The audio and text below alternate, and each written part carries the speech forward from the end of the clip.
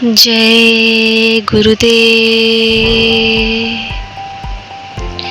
गुरु महाराज की कृपा से गुरु महाराज की बातें अक्षरशः लोगों तक पहुंचाने का एक छोटा सा प्रयास कर रहे हैं हम, लेकिन इसमें मुझे आप सबकी मदद की ज़रूरत है। आप लोगों की श्रद्धा और भक्ति के आगे मैं कुछ भी नहीं। आप लोगों से निवेदन है कि अपना विश्वास और दृढ़ आस्था बनाए रखें। चैनल के साथ जुड़े रहने के लिए सब्सक्राइब का बटन दबा दें और जितना ज़्यादा से ज़्यादा हो सके प्रेमी भाइयों के व्हाट्सएप, फेसबुक, टेलीग्राम आदि पर वीडियोस को सेंड कीजिए ताकि मेरा यह तुच्छ सा प्रयास सफल हो सके। जय गुरुदेव।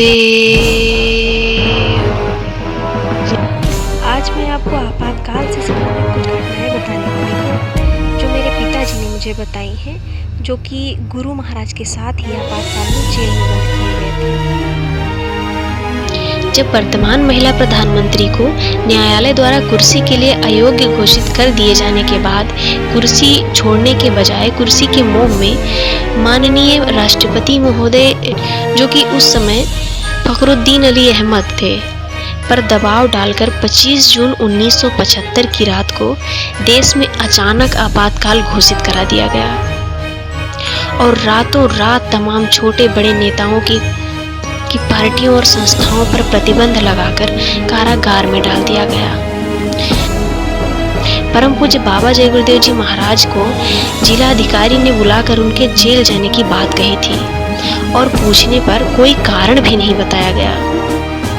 जय गुरुदेव कृष्णानगर आश्रम पूरी तरह लूट लिया गया, एक कटोरी तक शेष नहीं छोड़ा गया, फिर उसे वापस भी नहीं किया गया।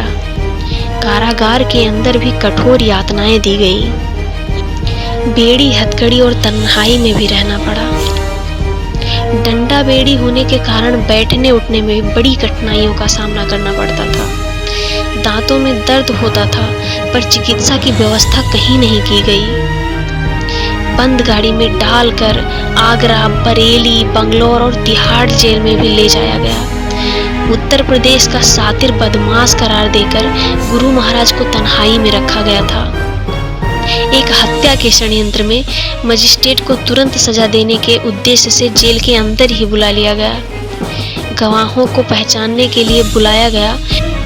गुरु महाराज को तन्हाई से निकालकर पहचान के लिए उनके सामने लाया गया, किंतु गवाहों ने उन्हें अपराधी बताने से इनकार कर दिया। उन्होंने कहा कि ये अपराधी कैसे हो सकते हैं, ये तो कोई सिद्ध महात्मा प्रतीत होते हैं। अतः जबरदस्ती हत्या का आरोप तो नहीं थोपा जा सका, किंतु 43 दिन तक दूध, फल, अन्न, जल सभी में जहर मिलाकर उन्हें मारने का कुप्रयास जरूर किया गया।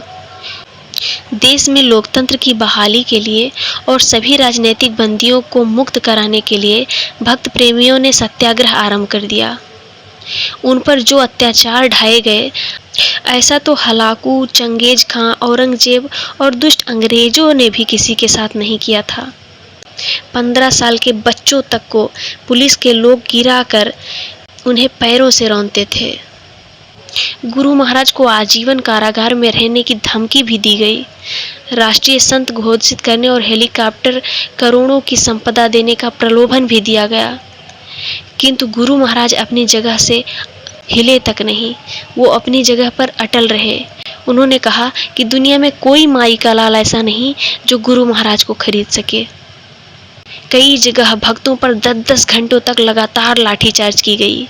किसी के दाढ़ी मूंछों के बाल उखाड़े गए तो किसी के 20 नाखून जमूरे से खींच लिए गए। गर्भवती महिलाओं पर भी लाठीचार्ज किया गया और उन्हें जंगल में छोड़ दिया गया। कुछ महिलाओं ने जेल में ही बच्चों को जन्म दे दिया। कई भक्तों के घरों में तोड़फोड़ और लूटपाट भी किया गया। मुआवजा भरने के लिए सहयोग कमीशन भी बैठाया गया, किंतु थोड़े दिनों बाद ही उसे भी निरस्त कर दिया गया। कुछ भक्तों के टांगों के नीचे और ऊपर लाठियां रखकर रोलर भी चलाया गया। मूर्तियों की खरीद फरोख्त और जबरन नसबंदी देश में चारों ओर सिर्फ हाहाकार मचा हुआ था। सब कुछ झेलते हुए भक्तों का सत्याग्रह चलता ही रहा। अंत में भक्तों के अविरल प्रवाह से घबराकर निरंकुश निर्दयी सरकार को पीछे हटना ही पड़ा। आम चुनाव की घोषणा हुई। जनता पार्टी के समक्ष कांग्रेस का पत्ता साफ हो गया। लोकतंत्र वापस आया। 21 महीने कारागार में बिताकर अंत में 23 मार्च 1977 को गुरु महाराज को तिहाड़ जेल से मुक्त किया गया।